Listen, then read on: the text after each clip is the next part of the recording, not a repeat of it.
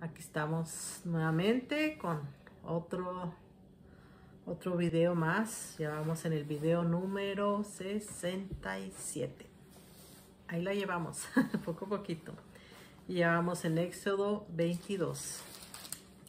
Así que espero que ustedes compartan estos videos, que puedan ser de bendición para sus familias, para sus amigos, para sus compañeros de escuela o de trabajo, etcétera, etcétera. Sean de bendición para ellos, compartiendo las cosas buenas de parte de Dios. Así que nos gustaría mucho saber que ustedes lo están haciendo, que están compartiendo estos videos y que podemos ser de bendición, y ustedes también. ¿Verdad, Virgilio? Amén. Amén, amén. Así que vamos en Éxodo 22, leyes sobre la restitución y leyes humanitarias. Y pues ya vimos en Éxodo 21, vimos las leyes sobre los esclavos, sobre actos de violencia, sobre responsabilidades de amos y dueños. Así que pues empecemos. Bueno.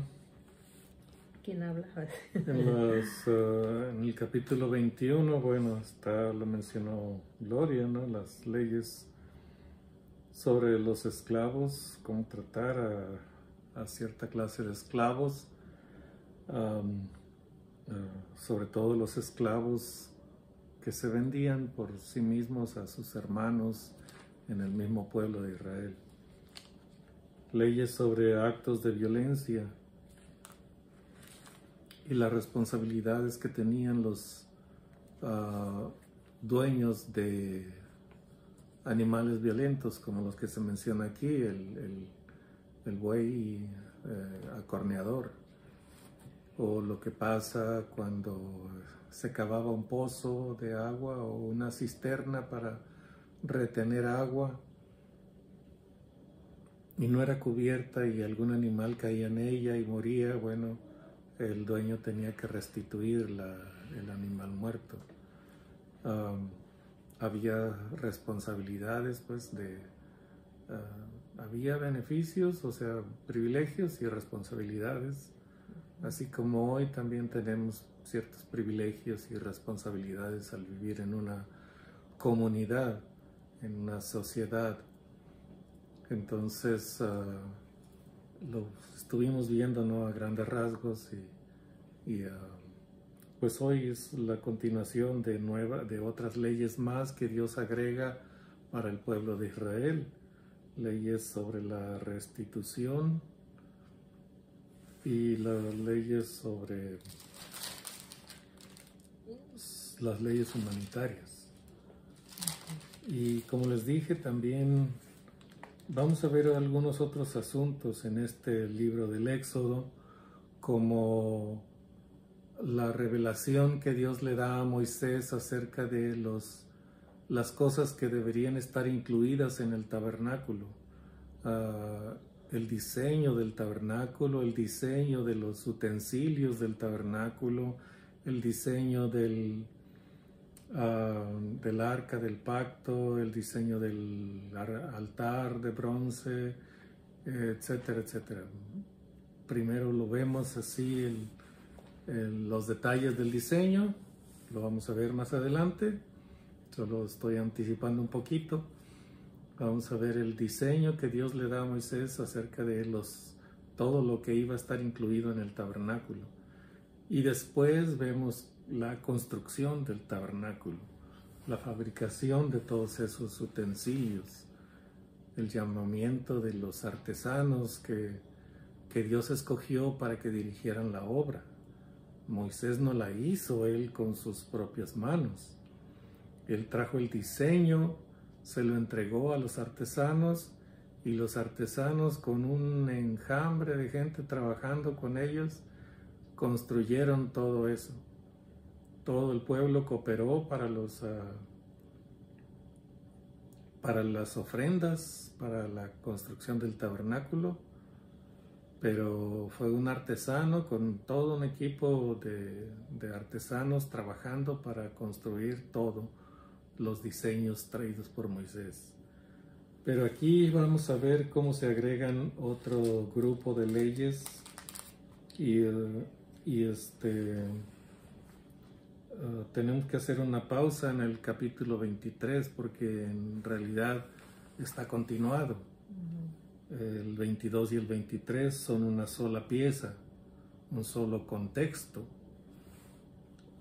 pero el 22 termina con cierto contexto, ciertas leyes, y el 23 continúa y luego vienen otro grupo de leyes, sobre todo relacionadas a las fiestas anuales establecidas por Dios. Y bueno, pues vamos a empezar con estas leyes dadas en el capítulo 22 para que el pueblo siguiera teniendo su acta constitutiva, su carta magna, las leyes de la tierra, las leyes del pueblo escogido de Dios. Empecemos con oración, como en todos los videos hemos hecho.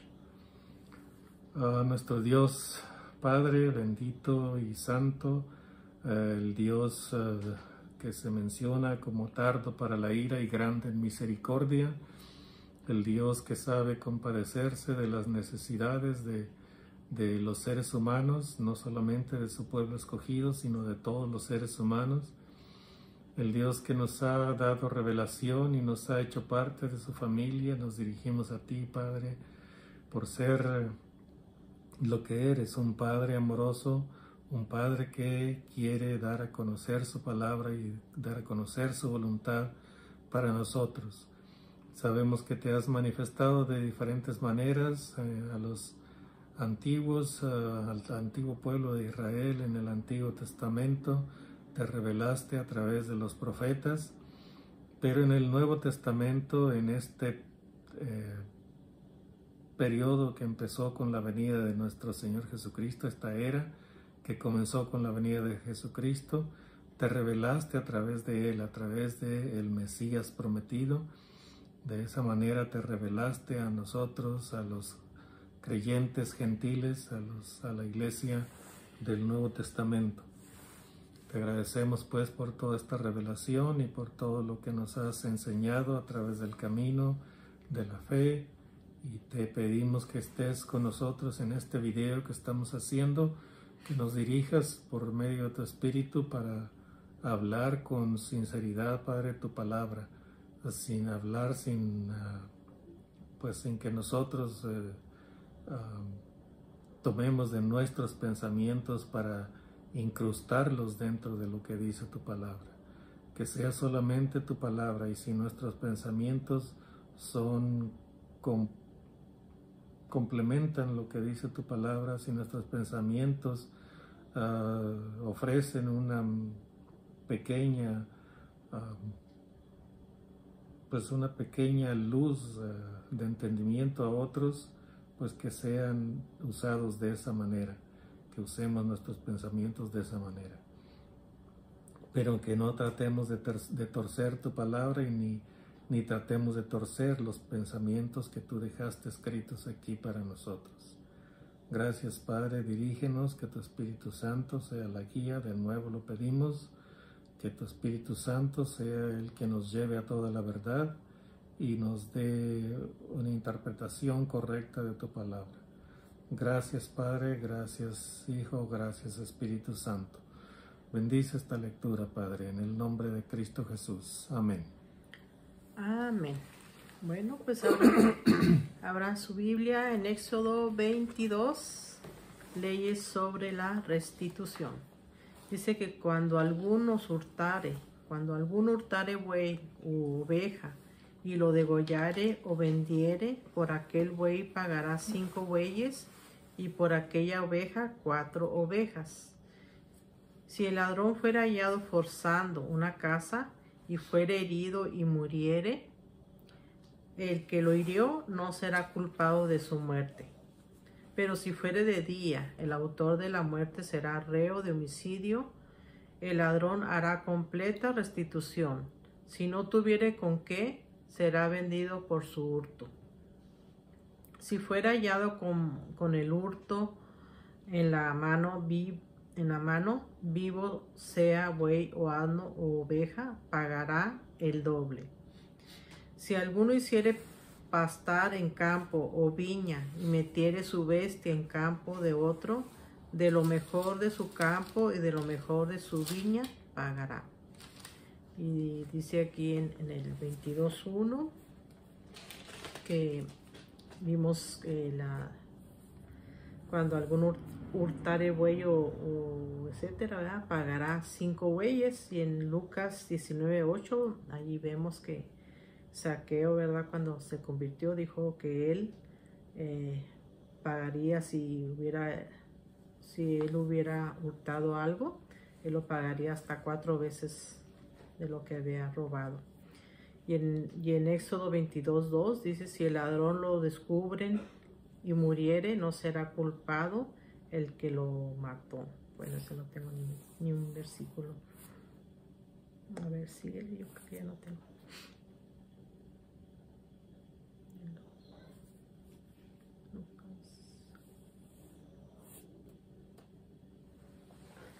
¿Ya? Bueno, como les decía, en el capítulo anterior la ley fue establecida para causar miedo en la población, para que no la gente pues evitara al máximo no cometer estos delitos y entonces no cayeran en algún crimen. Entonces las leyes eran severas, eran bien definidas.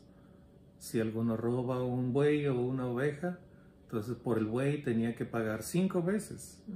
O sea, era mucho más el castigo por robar un buey que por robar una oveja, mucho más grande. Había que pagar 5 veces el buey y 4 veces por una oveja.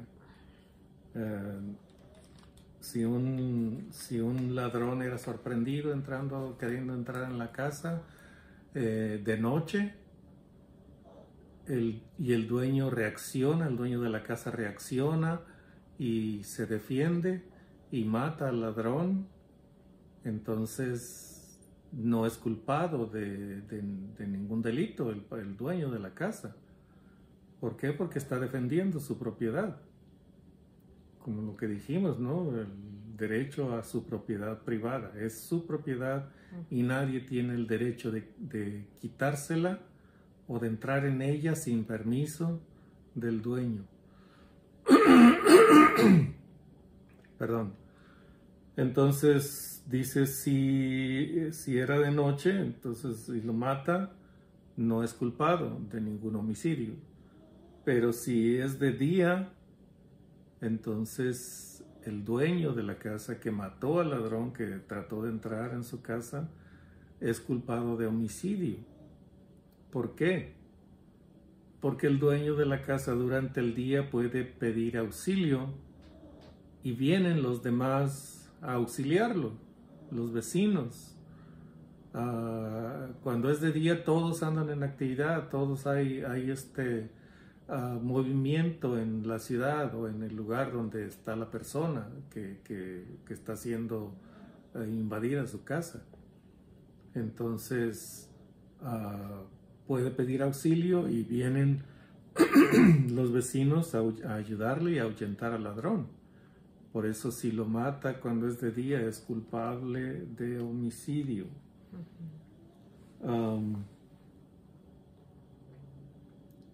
Cuando el ladrón es sorprendido y detenido, se le castiga, obligándolo a restituir lo que estaba tratando de robar. Dice, y si no tuviere con qué restituir lo que quería robar, entonces será vendido hasta que pague lo que robó. Entonces tendría que ser vendido. O sea, eso causaba miedo. Entonces los ladrones, bueno, o la gente que pudiera caer en ese delito, mejor se reprimía o se refrenaba.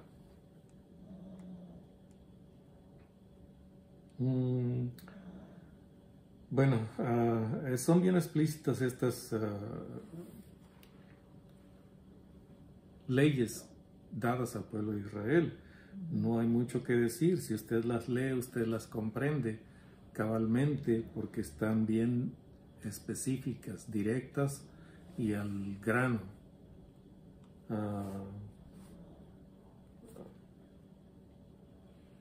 Dice en el 4, si fuere hallado con el hurto en la mano, vivo, sea buey o asno u oveja, pagará el doble.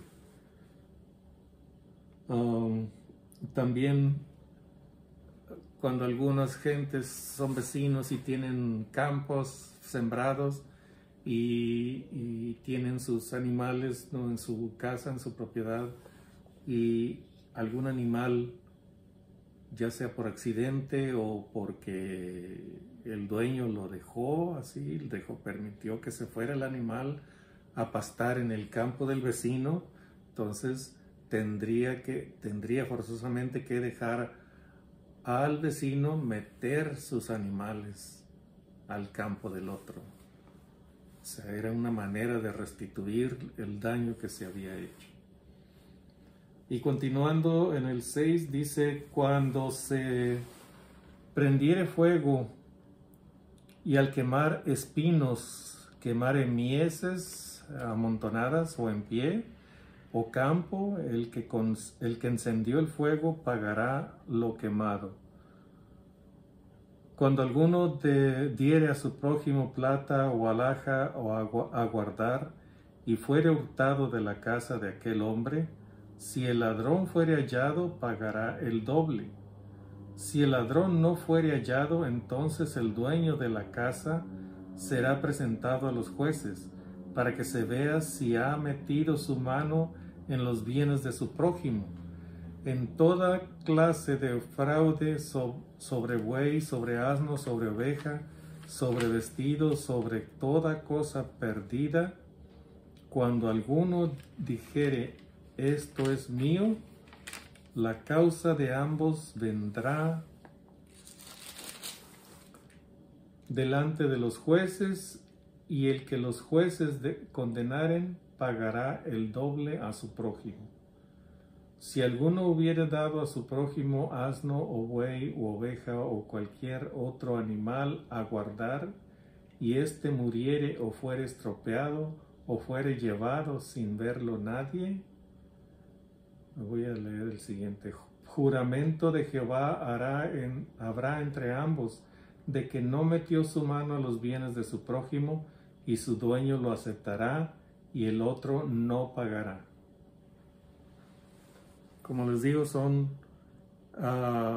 leyes bien específicas y bien directas.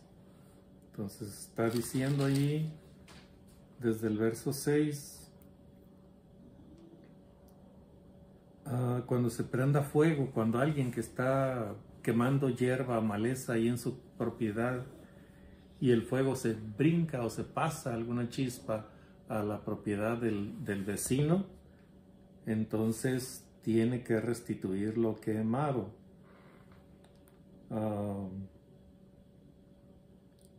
Dice en el 6, el que encendió el fuego pagará lo quemado. O sea, se tiene que estimar cuánto se quemó del vecino. Se tiene que calcular el valor, y el dueño, el que prendió el fuego, tiene que pagar esa cantidad, tenía que pagar esa cantidad al que fue afectado por el fuego. Cuando alguno diere a su prójimo plata o alhajas a guardar, o sea, vecino, ¿me puede guardar este dinero en su casa? Porque voy a salir con mi familia y mi casa va a estar sola. ¿Me puede guardar este dinero, este oro o estas alhajas o este vestido o algo de valor? Se lo da al vecino a guardar. Entonces, y fuere hurtado de la casa de aquel hombre, o sea, alguien le entró al vecino y le robó lo que no era de él, lo que era prestado. Dice, si el ladrón fuere hallado, pagará el doble. El ladrón pagará el doble.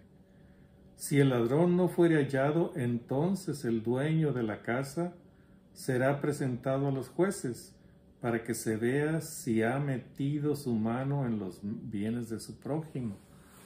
O sea, tenía que ser enjuiciado, tenía que haber una cierta investigación. Y entonces, si los jueces iban a determinar si aquel vecino que le dieron a guardar las alhajas o le dieron a guardar alguna prenda, alguna joya o lo que sea, él metió la mano, él agarró ese dinero o esas joyas o esa ropa. Si él la agarró y la escondió para él y después dijo que habían entrado a robarle. Entonces, si alguien entró a robarle, bueno, anda un ladrón suelto por ahí. Si el ladrón es encontrado y se ve que tiene la prenda en su mano, entonces el dueño de la casa, al que le dieron la prenda a guardar, es libre, es inocente. Pero si no se encuentra el ladrón, entonces el vecino que recibió aquello a guardar tiene que ser llevado a juicio. Y los jueces van a determinar si él fue el que hizo el hurto y lo quiso cubrir diciendo alguien me lo robó. Entonces los jueces van a determinar eso. Va a haber un juicio contra ese hombre porque es algo de valor que se le dio a guardar. Él solamente tenía que guardarlo en su casa, protegerlo y después devolverlo. Entonces se le va a hacer un juicio para ver si él fue el que lo tomó. Pues si se determina que él lo tomó, entonces como ladrón tiene que pagar el doble. Pero si se determina que él no lo tomó y que realmente fue un robo de alguien más, solamente que no se ha encontrado, entonces no hay castigo para el vecino, el que recibió las prendas, para cuidarlas. Y luego el 9 dice, sobre toda clase de fraude, sobre buey, sobre asno, sobre ovejas, sobre vestido, sobre toda cosa perdida, cuando alguno dijere, esto es mío, la causa de ambos vendrá a los jueces, delante de los jueces. Entonces los jueces van a determinar quién dice la verdad. Ellos tienen que hacer investigación, tienen que determinar, de acuerdo a las evidencias que haya, quién está diciendo la verdad. Si el que dice esto es mío, este buey, este asno, esta oveja, este vestido, esta alhaja, este dinero, es mío. Entonces, si es él el que tiene la razón, se le devuelve su dinero. Si es falso lo que está diciendo, entonces se le castiga conforme a un fraude que está tratando de hacer.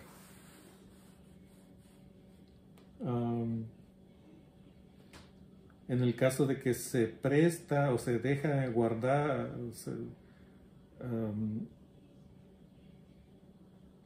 se le entrega a un vecino, digamos, un animal para que lo cuide mientras el otro está ausente.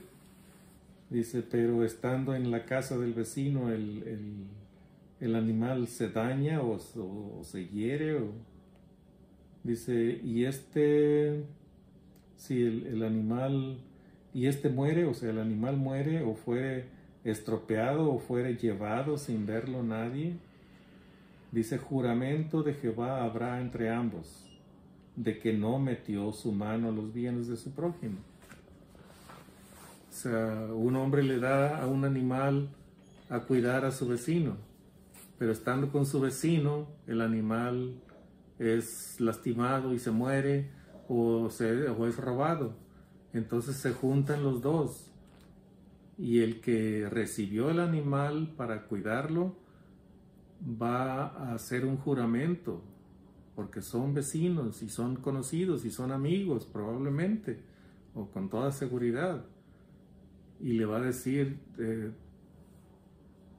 te juro, o sea, como lo acostumbraban decir en aquel tiempo, te juro por Jehová, te juro por Dios, que yo no le hice nada a tu animal. Se estropeó, se lastimó por algún golpe que se dio, o se cayó, o me lo robaron, de verdad no supe quién. Entonces, pero yo no metí la mano en tus bienes. Y entonces decía, eso iba a ser suficiente para el dueño del animal, iba a ser suficiente y lo iba a aceptar, de que su vecino no tuvo nada que ver en esa pérdida. Pues tú sigues en el 2.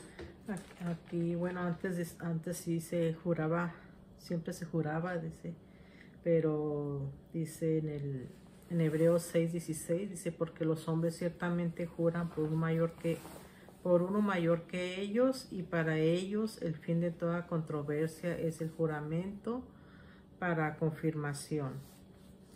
Y en Hebreos 6:13 dice, porque cuando Dios hizo la promesa a Abraham, no pudiendo jurar por otro mayor, juró por sí mismo, diciendo, de cierto te bendeciré con abundancia y te multiplicaré grandemente. Pero en Santiago 5:12 dice, no juréis, o sea, no debemos de jurar ni por el cielo, ni por la tierra, ni por nada. Dice que nuestro hablar sea sí, sí, no, no. Dice que para que no caigas en condenación. Entonces, ya no tenemos que jurar. Sí, eran tiempos distintos. Por eso es que entendemos eso hoy, que no debemos interpretar la Escritura de acuerdo a nuestro pensamiento moderno. ¿Por qué? Porque no concuerda, no es congruente con el tiempo de hace, ni siquiera de hace 100 años. Era distinto el pensamiento de hace 100 años al pensamiento de hoy. Y pues entre más nos vamos hacia atrás, pues es mucho más el abismo que hay entre las costumbres de aquel tiempo, hace miles de años, a las costumbres que tenemos, a las costumbres modernas que tenemos hoy. Entonces, antes se hacía un juramento. Cuando ya no se, digamos, te juro por el rey, decían, te juro por Dios, bueno, ya era lo más grande que se podía. Por mi madre, muchos dicen. Lo que se podía, sobre lo que se podía jurar. Te juro por Jehová, te juro por Dios, que yo no hice eso de lo que se me acusa. Entonces, con el tiempo fueron cambiando las cosas y bueno, Dios hizo el juramento a Abraham. Por mí mismo he jurado, dice Dios, después de que le pidió a Abraham que sacrificara a su hijo Isaac. Le dice Dios, por mí mismo he jurado, que por cuanto no me rehusaste a tu hijo, tu único, Isaac, al que amas, te bendeciré y serás multiplicado en gran manera. Y le recuerda, ¿no?, el pacto que había hecho con él antes de sacarlo de allá, de la tierra de los caldeos. Y entonces juró por alguien por quien no había nadie más grande. Por él mismo juró. Entonces ya vino el tiempo de Jesús y ya el juramento ya no debía ser tan exagerado. ¿Por qué? Porque dice el Señor Jesús, no juréis ni por el cielo, porque es el trono de Dios, ni por la tierra, porque es el estrado de sus pies, ni por tu cabeza, porque no puedes hacer un cabello más blanco o negro. Pero ya se lo pintan más. Sí, pero de todos modos sigue siendo blanco, porque debajo de la pintura o del tinte está saliendo el cabello blanco. Entonces, está diciendo el Señor Jesús, o sea, no juren por esas cosas. Entonces limítense, después dice el apóstol, limítense a decir sí cuando es sí y a decir no cuando es no. Entonces eviten el juramento. ¿Por qué? Porque ya pasaron esos tiempos. Hoy, en cambio, ya no se usa el juramento hasta para engañar. Te juro por mi madre, como dijo Gloria. Te juro por mi madre. Y resulta que es una persona que detesta a su madre. Entonces la otra persona que sí respeta a su madre dice, no, pues es un juramento válido, y resulta que pues, cayó en el engaño. ¿Cuántas veces ha ocurrido? O sea, muchas veces alrededor del mundo. Se jura por alguien grande, por alguien importante, pero solamente para engañar a una persona y hacerle o privarle o quitarle, defraudarlo de las cosas que tiene. ¿Qué más? Pues sigo. Sí, en el 12. Dice, mas si le hubiere sido hurtado, resarcirá a su dueño. Y si le hubiere sido arrebatado por fiera, le traerá testimonio y no pagará lo arrebatado. Pero si alguno hubiere tomado prestada bestia de su prójimo y fuere estropeada o muerta, estando ausente su dueño, deberá pagarla. Si el dueño estaba presente, no la pagará. Si era alquilada, reciba el dueño el alquiler. ¿Le sigo? No, pues terminamos. ¿Tienes algo de ahí o no? No.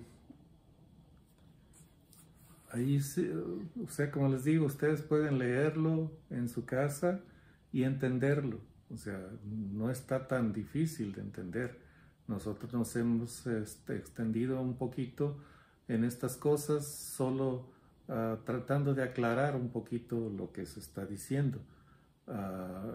El pensamiento en aquel tiempo es distinto al nuestro, y por eso es que a veces requiere un poquito de explicación. Pero es bastante claro, solamente con un poco de atención lo podemos entender.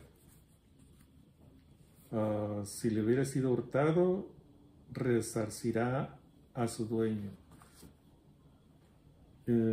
Y si hubiera sido arrebatado por las fieras, solo tráele la evidencia de que fue arrebatado por las fieras, los restos del animal que le fue encomendado. Trae los restos de que fue atacado por fieras y se lo mataron, se lo comieron. Entonces, pero quedaron restos, siempre quedan restos. Tráelos al dueño y enséñale para que vea que no fue tu culpa.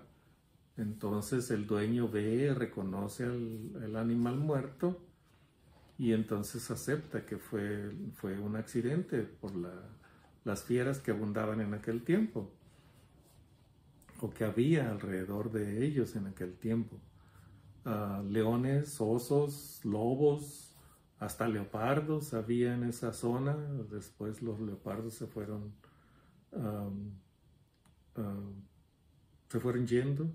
Los leones se fueron acabando en esa zona, los osos. Entonces, creo que osos todavía hay en las montañas, lobos en las montañas de Israel, pero ya no en las partes planas donde se acostumbraba a pastorear. Entonces, solo lleva evidencia de que te fue arrebatado y ya no tienes que pagarlo.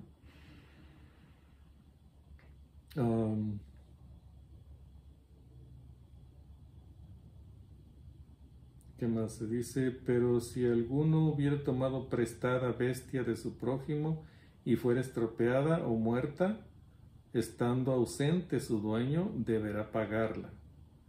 Y si el dueño estaba presente, no la pagará. O sea, es entendible, ¿verdad? No requiere mucha explicación. Entonces, le prestaron a una persona un animal y se la llevó a trabajar. Entonces, si no está el dueño presente, entonces tiene que pagar por ese animal. Pero si el dueño está presente y ve que fue algo accidental, que no tuvo culpa el que recibió el animal en prenda, entonces no tiene que pagar. El dueño se dio cuenta que no fue intencional el daño a ese animal. Y si era alquilado, como se acostumbraba en aquel tiempo, alquilar animales, bueyes para arar la tierra. Si era alquilado y se daña el animal, se lastima, se quiebra algo, entonces el dueño del animal no puede reclamar que le restituyan el animal, porque él aceptó un dinero a cambio de rentar o de alquilar ese animal, esos bueyes. Entonces, que se conforme con su alquiler, el alquiler que le pagaron, y es todo. Se lleva su animal muerto y es todo. No hay nada más que discutir. Continuando en las leyes humanitarias, en el verso 16. Son leyes humanitarias. Aquí tienen que ver con los seres humanos, con las relaciones entre unos y otros. Entonces, en eso es en lo que está Dios más preocupado, en cómo, bueno, todas estas leyes tienen que ver con la relación entre seres humanos, pero estas están más específicas, dirigidas a los seres humanos y no tienen nada que ver con animales. Si alguno engañare a una doncella que no fuere desposada y durmiere con ella, deberá dotarla y tomarla por mujer. Si su padre no quisiere dársela, él le pesará plata conforme a la dote de las vírgenes. A la hechicera, bueno, viene otra clase, ¿no?, de ley. Pero ahí está diciendo, si alguno engañare, o sea, le habló con tanta suavidad a la muchacha que la convenció y se acostó con ella y esperando salirse con la suya, pues no, resulta que se dieron cuenta.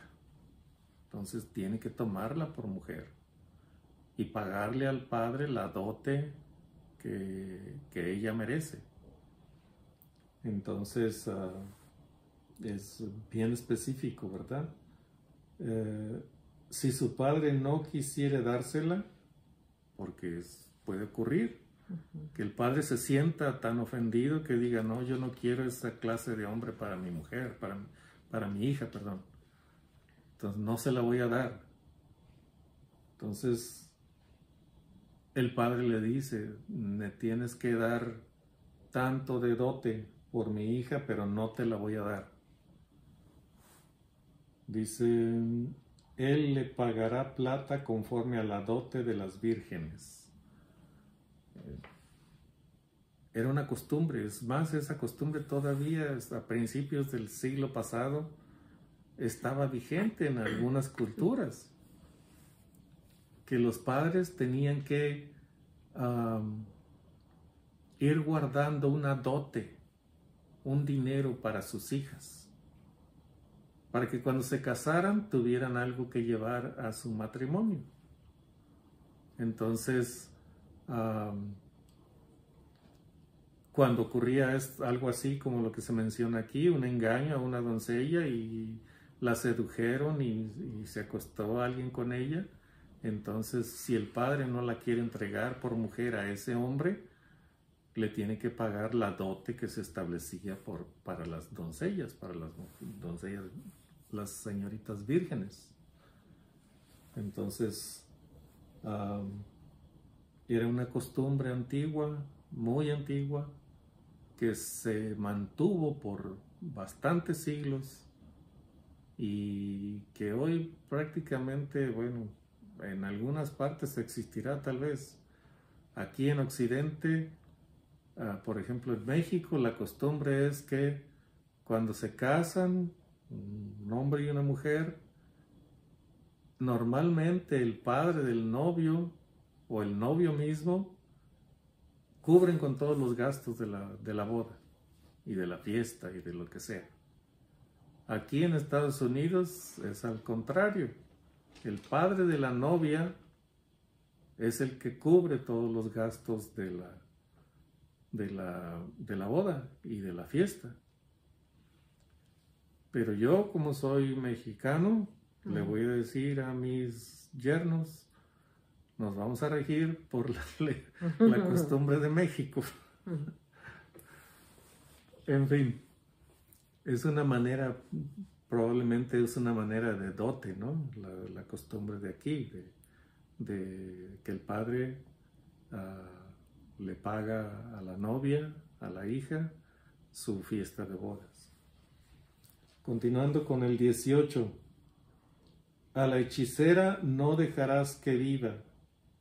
Cualquiera que cohabitare con bestia morirá. El que ofreciere sacrificio a dioses excepto solamente a Jehová, será muerto. Bien directas las leyes. Todo esto son leyes que fueron agregadas a la constitución política del pueblo de Israel. Entonces a la hechicera había que matarla. Y pues lo mismo ocurre con un hechicero. También tenía que morir. Entonces el zoofilia o el bestialismo, el que los hombres tengan relaciones sexuales con animales, eso era castigado con la pena de muerte. El que ofreciere ofrendas o sacrificios a dioses extraños, bien específico, bien directo, también tiene que morir. O sea, solamente a Jehová, el Dios del pueblo de Israel, tenían que ofrecerle ofrendas, sacrificios a él. 21. Tengo aquí donde habla en Éxodo 22:18, donde dice que a la hechicera no dejarás que viva.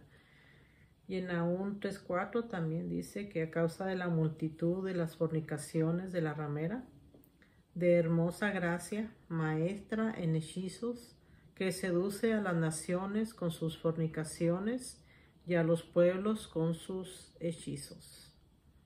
Y dice Miqueas 5:12, asimismo destruiré de tu mano las hechicerías, y no se hallarán en ti agoreros. Y haré destruir tus esculturas y tus imágenes de en medio de ti, y nunca más te inclinarás a la obra de tus manos. Arrancaré tus imágenes de acera de en medio de ti, y destruiré tus ciudades, y con ira y con furor haré venganza en las naciones que no obedecieron. Y también aquí donde dice que en Éxodo 22:20 dice que el que ofreciere sacrificio a dioses, excepto solamente Jehová, será muerto. Y en Números 25:2 dice, las cuales invitaban al pueblo a los sacrificios de sus dioses, y el pueblo comió y se inclinó a sus dioses. Así acudió el pueblo a Baal-peor, y el furor de Jehová se encendió contra Israel. Eso es lo que les estaba mencionando, ¿no? El pueblo de Israel se fue corrompiendo en extremo. O sea, es de verdad, ¿cómo se dice?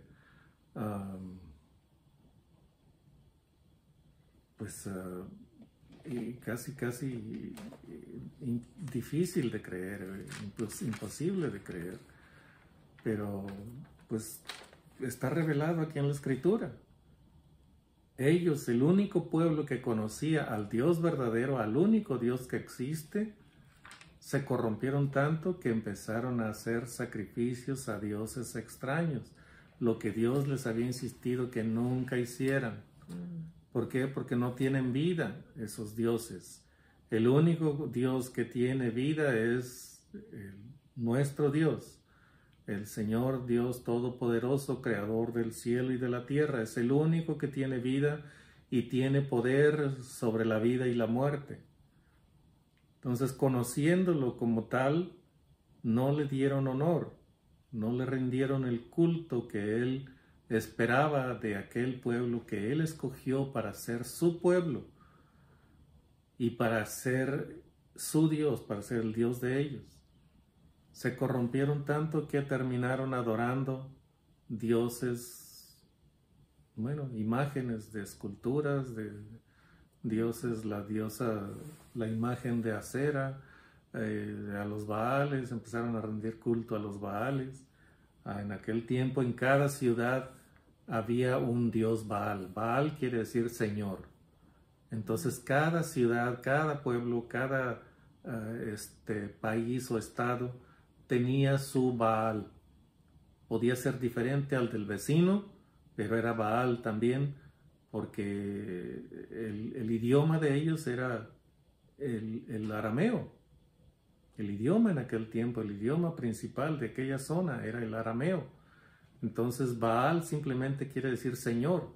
Entonces cada pueblo tenía su Señor. Podía ser diferentes uno de otros, pero era Baal el nombre, Señor.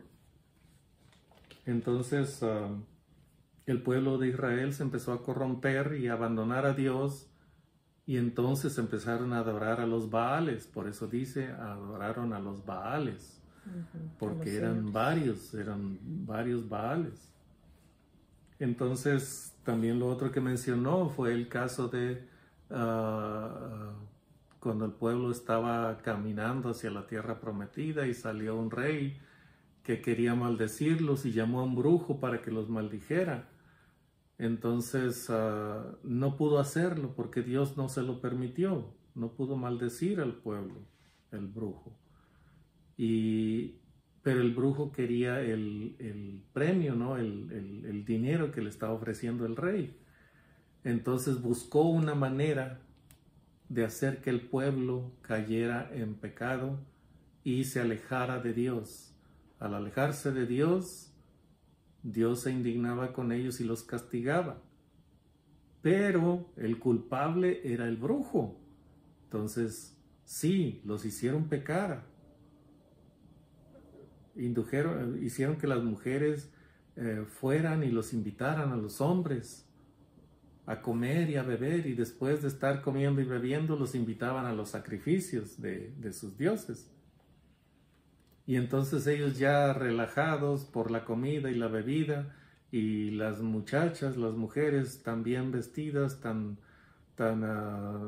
sensualmente vestidas, los hombres se corrompieron, se desenfrenaron, y no les importó inclinarse a los dioses de ellos. Pero esta fue una estrategia de ese brujo, de Balaam. Fue una estrategia de ese brujo que Dios se la guardó y se la cobró un poco más adelante. Entonces es bien específico lo que dice Dios. Aquí dice la hechicera no dejarás. Fue lo que desencadenó las escrituras que trajo Gloria para leérselas. Entonces 21. Y el extranjero no engañarás ni angustiarás, porque extranjeros fuisteis vosotros en la tierra de Egipto. A ninguna viuda ni huérfano afligiréis, porque si tú llegas a afligirles y ellos clamaren a mí, ciertamente oiré yo su clamor. Y mi furor se encenderá y os mataré a espada, y vuestras mujeres serán viudas y huérfanos vuestros hijos.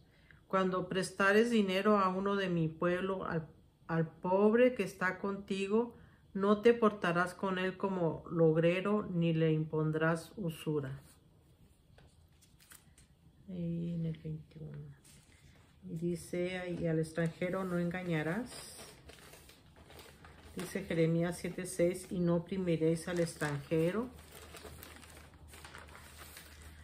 al huérfano y a la viuda, ni en este lugar derramaréis la sangre inocente, ni anduviereis en pos de dioses ajenos para mal vuestro. O sea que todo es para mal vuestro, ¿verdad? Cuando se hace todo eso.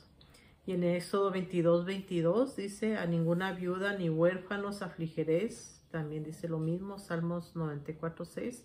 A la viuda y al extranjero matan, y a los huérfanos quitan la vida. Eso decía en Salmo 94:6. Y en Éxodo 22:23 dice, Dios oye nuestro clamor. Dice, si ellos claman, Dios oye nuestro clamor. Y pues nos acordamos, ¿verdad? En Jeremías 33:3, que es donde es la larga distancia para Dios, ¿verdad? Que dice, clama a mí y yo te responderé y te enseñaré cosas grandes y ocultas o dificultosas que tú no conoces. ¿Dónde me quedé? 22. El 25. Esto ya lo leí, no. ¿Sí? Sí. Cuando prestares dinero, dice en Salmos 15:5, dice, quien su dinero no dio a usura ni contra el inocente admitió cohecho, el que hace estas cosas no resbalará jamás. Entonces, siguen las leyes acerca de, bueno, cómo relacionarte, ¿no? con otros seres humanos. Les recuerda, ¿no? Que al extranjero no lo deben afligir. Les dice por qué. La razón es porque ustedes fueron extranjeros en una tierra extraña y esclavos en esa tierra. Entonces recuerden lo que fueron ustedes en Egipto y no aflijan. Como ustedes fueron afligidos, no aflijan así al extranjero que vive con ustedes. Porque, bueno, así entraron ellos como extranjeros, fueron a vivir a la tierra de Egipto. Y fueron extranjeros y allí crecieron y se multiplicaron. Y después los egipcios, teniendo miedo de ellos, los esclavizaron. Y fueron esclavos por 400 años. Entonces, así que dice, no engañarás ni angustiarás, porque extranjeros fuisteis vosotros en la tierra de Egipto.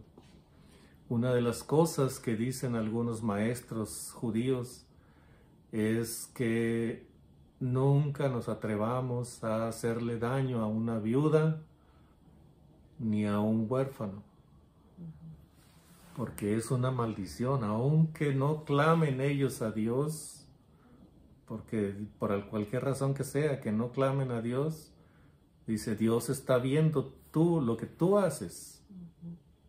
Entonces no te atrevas, dicen ellos, a abusar de una viuda o de un huérfano.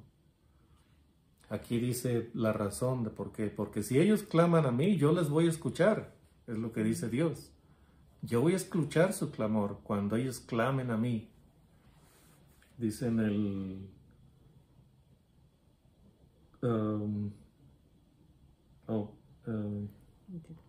23. Porque si tú llegas a afligirles y ellos clamaren a mí, ciertamente oiré yo su clamor. Dice, y mi furor se encenderá y os mataré a espada. Y vuestras mujeres serán viudas y huérfanos vuestros hijos. Entonces está diciendo, si ellos claman a mí, yo voy a oír y voy a responder a su favor. Pero la enseñanza de los maestros judíos es que aunque ellos no clamen a Dios, Dios va a ver lo que tú estás haciendo con la viuda y con el huérfano y va a actuar en contra tuya porque a Él le ofende que abusemos con maltratos, no de ninguna otra clase de abusos, ¿no?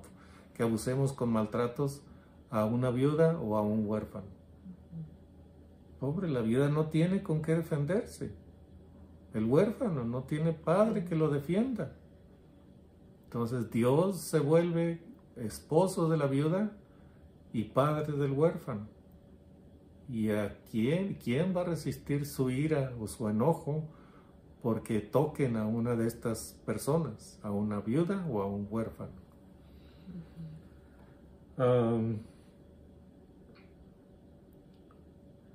Cuando prestes dinero, o sea, tienes que fijarte muy bien a quién le prestas dinero.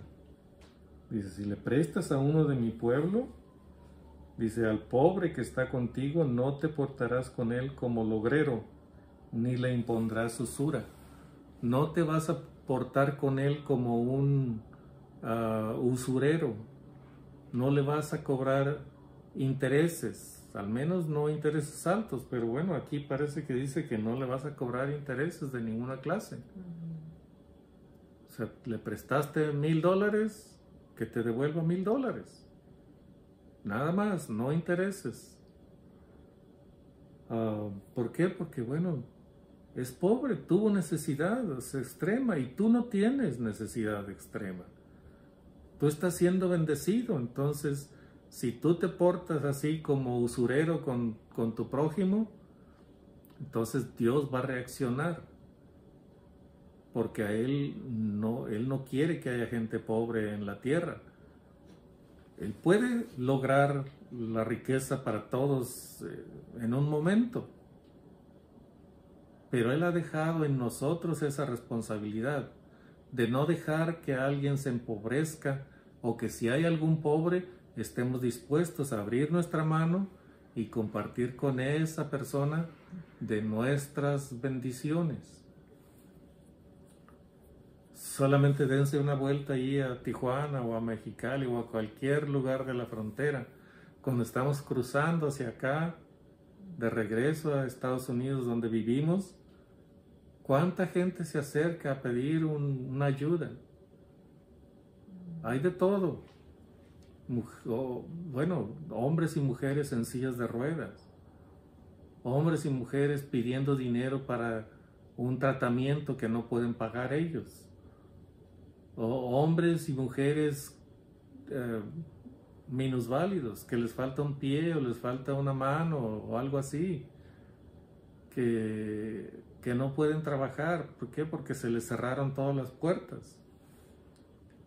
Vemos muchas gentes, como ahora que regresamos de Mexicali, vimos una anciana, bien anciana. Me recordó a mi madre. O sea, así está mi madre, delgada, flaquita, pequeña, anciana. Pero esta anciana, allí con todos sus años encima, traía también encima un montón de dulces y de cosas baratijas que estaba vendiendo. Bueno, cosas que a nosotros no nos servían, pues dulces, bueno, sí los comemos, pero no los estamos tan dependientes pues de esas cosas. Pero andaba ahí esforzándose por ganar su propio sustento, la mujer. Una mujer en silla de ruedas, que trae un letrero que dice que padece de cáncer en el seno, y trae con ella a un hijo, a un niño ahí sentado en sus piernas, y lo mueve con ella en su silla de ruedas. Entonces, ¿se va a poder recuperar? Lo dudo mucho, pero está haciendo el esfuerzo de mover el corazón de la gente que pasa por allí para que le ayudemos con algo. 2 veces nos tocó verla esta vez, a esa mujer.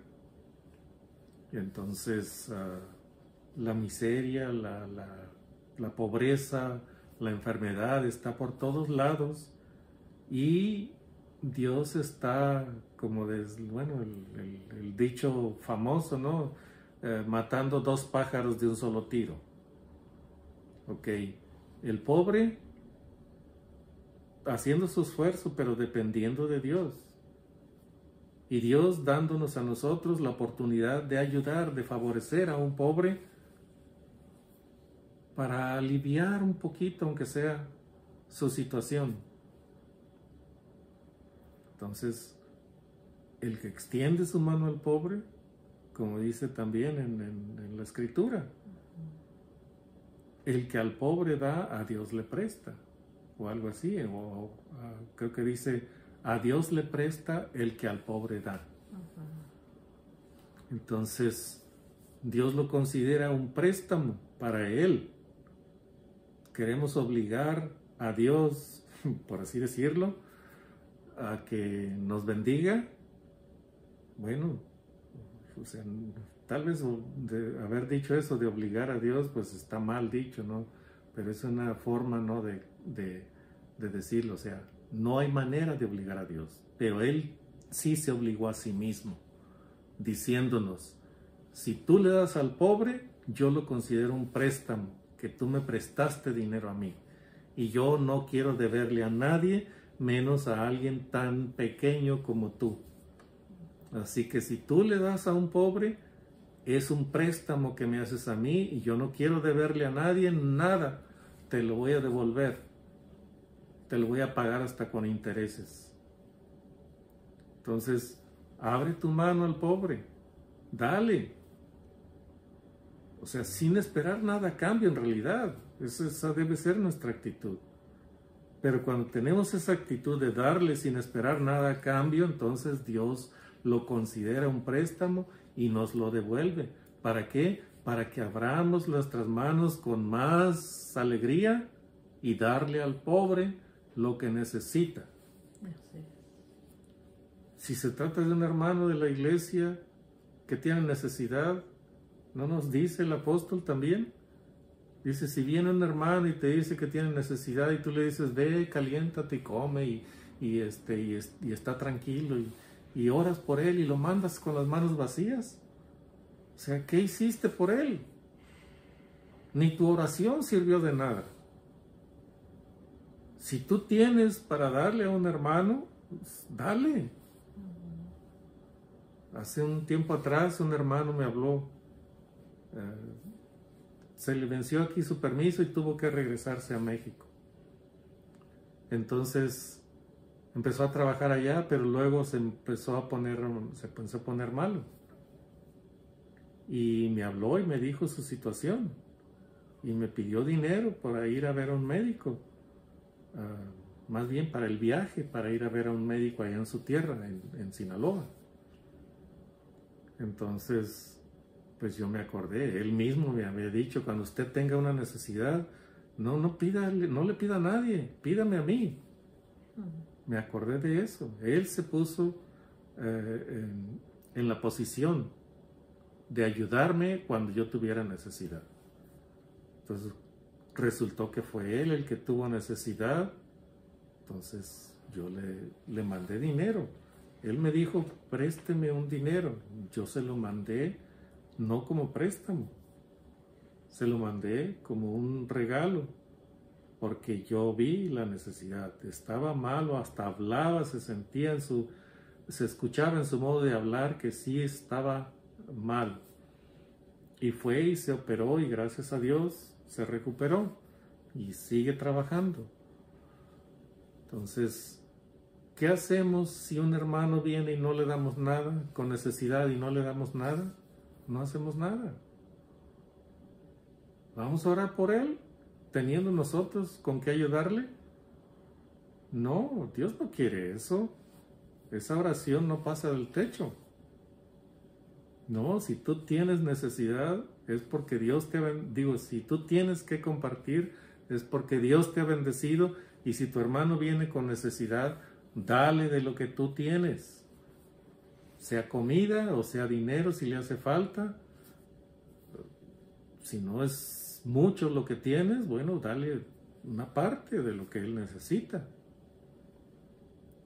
En fin, son las leyes humanitarias y vamos a terminar ya con los últimos versículos. El 26.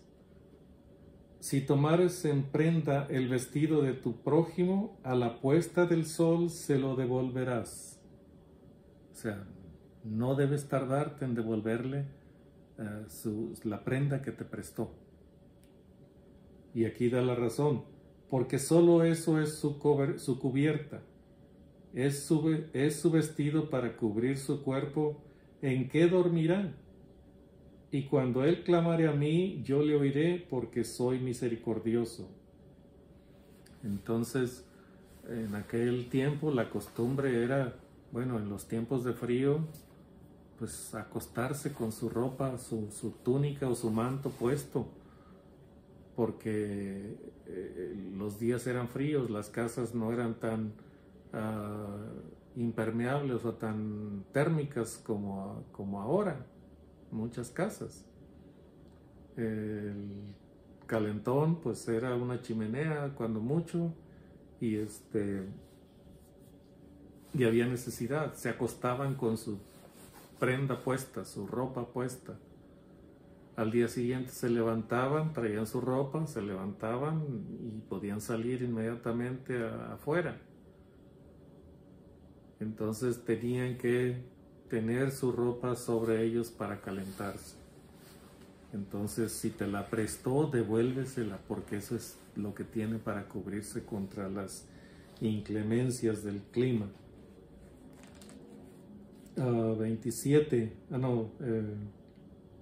28. No injuriarás a los jueces, ni maldecirás al príncipe de tu pueblo. Era una ley bastante estricta esa. Cuando Pablo estaba arrestado también en el Sanedrín en Jerusalén, también estaba el juez, que era el sumo sacerdote. Él era el juez, él era el que impartía la justicia, las leyes en ese tiempo en Jerusalén, en el pueblo de Israel. Y entonces ordena que le abofetean a Pablo. Y Pablo, como ya tenía su problema de la vista, que no podía distinguir bien las personas, cuando oyó eso, que ordenó el sumo sacerdote que lo abofetearan, entonces él le responde con indignación: Dios te abofeteará a ti, también te golpeará a ti. Entonces Gamaliel, que era el maestro de Pablo, el maestro más ilustre que había en aquel tiempo, le dice a Pablo: este es el sumo sacerdote. Entonces Pablo inmediatamente se acuerda de esta escritura que dice: no injuriarás a los jueces, ni maldecirás al príncipe de tu pueblo. Los jueces eran los sacerdotes. El príncipe del pueblo era el rey que Dios establecía. Entonces se acordó Pablo de esta escritura y pidió perdón. Tuvo el valor y la humildad de pedir perdón y tragarse sus palabras. Dice: lo dije porque no lo puedo ver, no sabía que era el sumo sacerdote. Dice en Hechos 23:5, dice: Pablo dijo: no sabía, hermanos, que era el sumo sacerdote, pues escrito está: no maldecirás a un príncipe de tu pueblo. Amén. Ahí está. Entonces Pablo recuerda esta escritura y se arrepiente, o sea, inmediatamente corrige. O sea, no tenía muy buena reputación ese sumo sacerdote, y sin embargo Pablo dice: bueno, es mandamiento de Dios no maldecir a los jueces ni al príncipe del pueblo.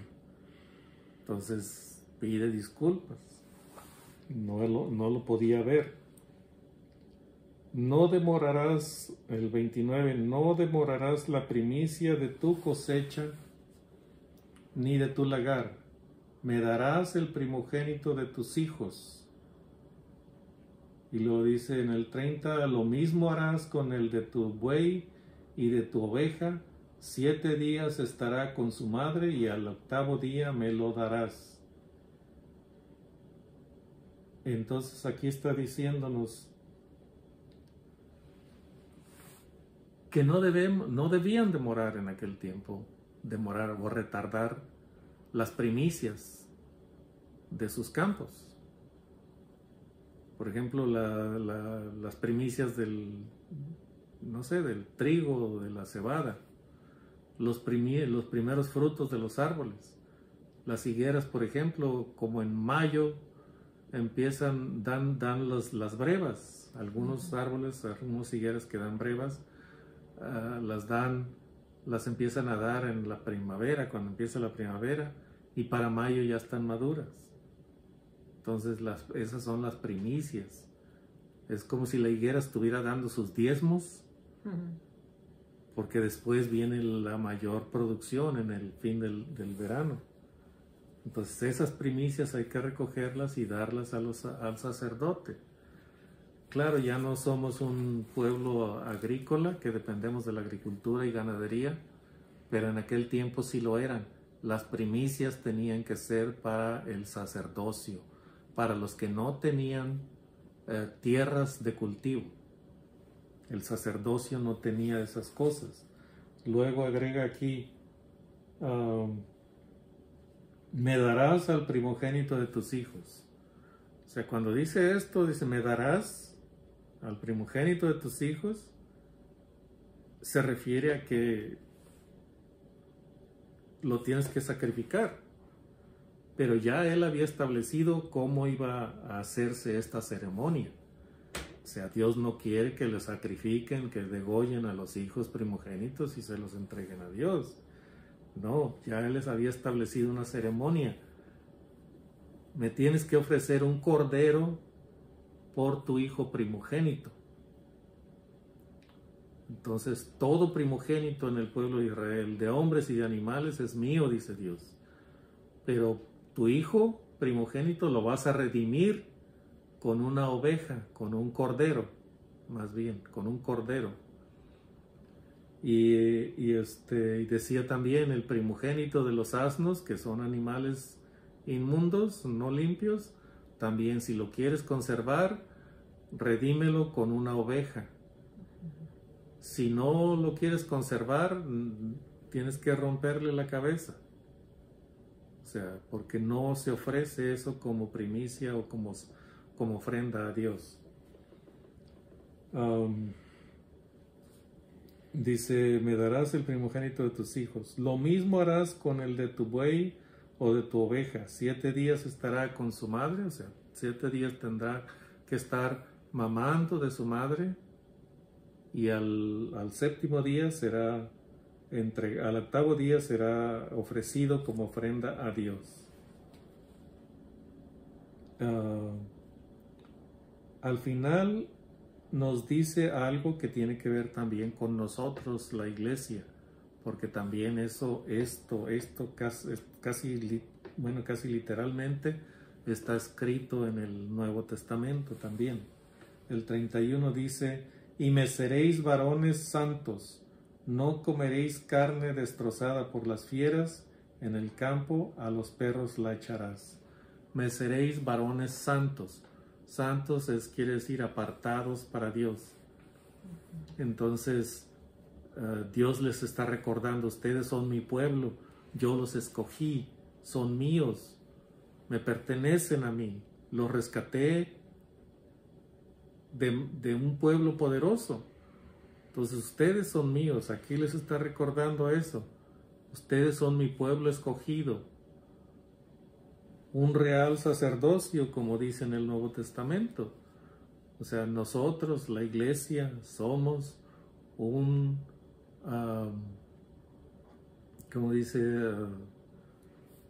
mas vosotros sois un real sacerdocio, pueblo adquirido por Dios, para que anunciéis las virtudes del que os llamó de las tinieblas a su luz admirable.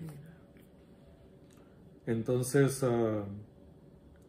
así como les recuerda a ellos aquí que son varones santos, en el Nuevo Testamento nos recuerda a nosotros que también somos varones santos. Bueno, varones y mujeres santos. A continuación vienen otras leyes que vamos a tener que ver en el próximo video, porque empieza el capítulo 23. Acuérdense, antes no había, en la antigüedad, no había capítulos ni versículos en las escrituras. Era todo de corrido. Había separaciones tal vez, pero no había capítulos, no estaba dividido en capítulos y versículos. Era una sola escritura desde el principio hasta el fin.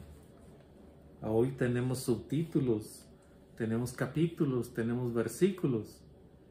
Entonces, eso nos facilita a nosotros, digamos, encontrar un versículo en la escritura. Pero en aquel tiempo era más estricto el aprendizaje de las escrituras. Te daban un rollo y tú tenías que recorrerlo y estar viendo hasta dónde estaba la escritura que tú querías mencionar. Como al Señor Jesús cuando se levantó a leer en la sinagoga de Nazaret. Le dieron el libro del profeta Isaías y él lo abre y lo recorre hasta donde está escrito: el Espíritu del Señor está sobre mí, por cuanto me ha ungido para dar buenas nuevas a los pobres, pregonar libertad a los cautivos y a los oprimidos por el diablo, libertad, o sea, sanidad, o sea, literal, no me acuerdo letra por letra, ¿no? Es palabra por palabra. Pero cuando él dice eso, o sea, cuando le entregan ese rollo, él buscó lo que se hablaba acerca de él y lo encontró. Entonces hoy tenemos capítulos, versículos, y entonces se ha hecho todo eso para darnos más facilidad para encontrar las escrituras. Y a pesar de todo, seguimos muchos teniendo dificultades. Pero bueno, seguimos en el proceso de aprendizaje. Entonces, terminamos con eso y hasta el próximo video, el 23, a menos que tenga algo más que decir. Bueno, no, la pues, señora esta. Pues no, recuerden que Dios es misericordioso, como decía en Éxodo 22:27, y en Salmos 86:15 dice: mas tu Señor Dios misericordioso y clemente, lento para la ira y grande en misericordia. Así que tenemos un Dios que es lento para la ira y grande en misericordia, y pues tenemos que estar siempre dándole gracias a Dios porque lo tenemos a Él, ¿verdad? En nuestro corazón, y gracias porque Él nos ha salvado, nos ha libertado, y pues hay que darle gracias a Dios en todo momento, desde que nos levantamos hasta que nos acostamos. Darle gracias por los alimentos y que Dios nos siga cuidando, ¿verdad? Porque el virus sigue y sigue, y Dios nos sigue cuidando, ¿verdad? Por su grande misericordia, y pues orar, ¿verdad? Por toda nuestra, donde vivimos, en este país, donde vivan ustedes, donde quiera que estén. Siempre orar por las eminencias, por el presidente, por los gobernadores, por todo, ¿verdad? Así que sigamos adelante orando sin cesar y creyendo a nuestro Dios, que es grande en misericordia y que nos ama tanto. Así que, bueno, que tengan un día súper, súper, mega bendecido.